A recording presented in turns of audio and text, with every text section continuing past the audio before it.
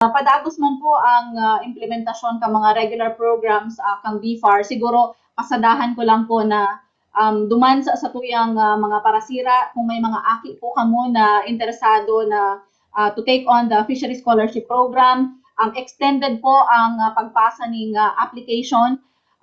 Pwede pa pong mag-apply, mga akining parasira, pwede man po kung bakong akining parasira, kung honor students sinda or they belong to the IP community, pwede po mag-apply. For all the details, pwede pong bisitahon ang samuyang official Facebook page, ang BFAR Bicol. Naka-pin post po ang detalye. Hanggang August 21 na lang po ang submission para sa nationwide qualifying exam this October 10, 2026.